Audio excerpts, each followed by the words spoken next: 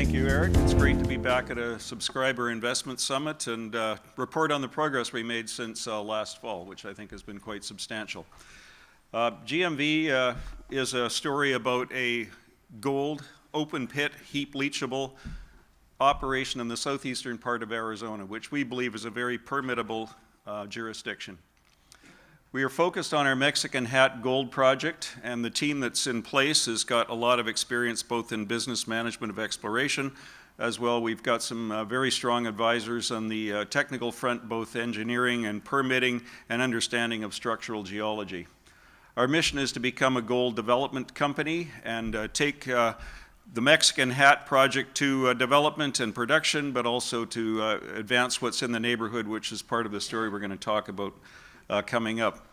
We've had very good support from newsletter writers like Eric over the last year, which has really helped the awareness of the stock, brought the stock to a level where we can get financed, and that's been funding the current programs very well. We have a 100% interest in the Mexican Hat Gold project, subject to a 3% royalty, which we can buy down to 1.5%. We've already got an inferred resource of over 500,000 ounces using a 0.2 cutoff of 0.7 grams per ton in the ground.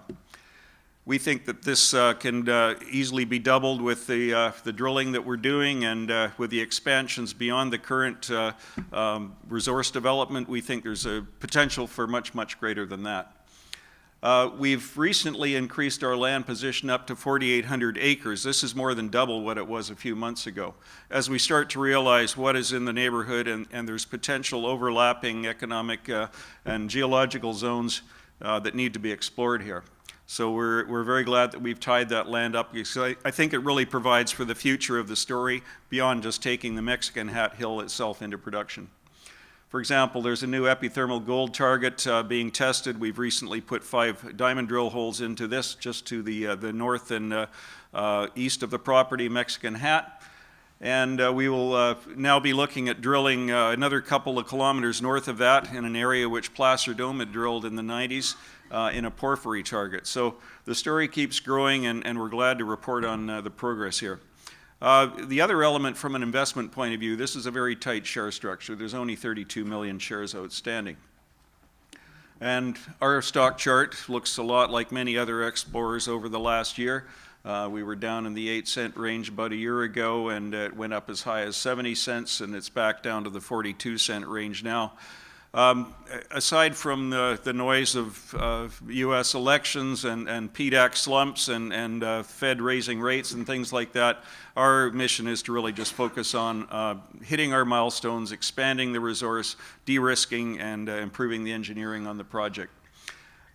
We've got a fully diluted position of 41 million shares, which again is very tight.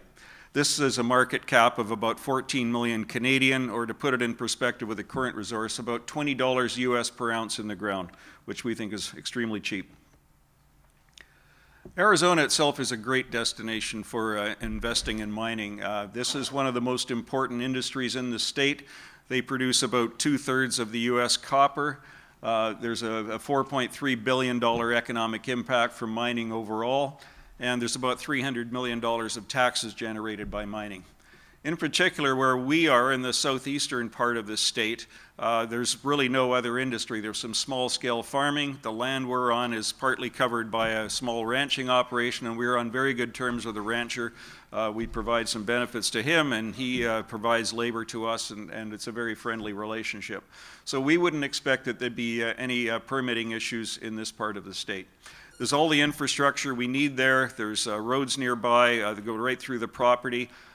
There's power lines. Water would come from groundwater, which is a common source for the agriculture, et cetera, in the area. And we're close enough to towns like Benson where we can get labor from, but really not so close that we're going to be annoying anyone, and we won't be disrupting anyone else's economic activity. So very permittable. A little bit more information on the Mexican Hat. It's a very open pitable scenario. The ore is right at surface, or the resource is right at surface. The mineralization is open in all directions and at depth, and we've recently put in some drill holes about 100 meters below the previous resource depth, which went down to 200 meters. We've gone down to 280 to 300 meters now. and continue to show economic, well, we believe what will be economic mineralization in the future. Certainly the horizons look interesting. This area was first explored by Placer Dome in the 1990s. Subsequent to that, there was other drillers came through like Oracle and Santa Fe. We were able to incorporate a lot of the data from those past drillers, which created our resource, and we intend in the next couple of months to update the resource with the results of our own drilling. There's been over 22,000 meters drilled in the property to date. About 90% of that was by Placer Dome. And the preliminary metallurgical results have been very promising. We've done a bottle roll test, we've done bench scale heap leach column tests, and these have demonstrated recoveries in the sort of 91 to 96% range. And we're currently ongoing with the run of mine column test. The results hopefully will be coming out over the next couple of months on that. If you look at the chart there, it's kind of hard to see. At the middle is the Mexican Hat Zone, which is our 500,000 ounces. If you can consider kind of the lower half of the map as our land package up till a couple of months ago, all that area to the north has been recently acquired. So the area which says Placer Dome Northern Holes, that was 10 holes, RC holes, drilled not too deeply. And this is in a porphyry zone, which we hope to do more exploration on. We're going to be doing a gravity test up there, ground geophysics, more soil geochemistry following the permitting to do all of this. We need to do archaeology and plant surveys over the next several weeks. So we hope to get in there and drill, and that would be the future for the GMV Minerals. Right now, again, we're focusing on Mexican Hat, which is an oxide ore body. It's primarily associated with hematite and limonite.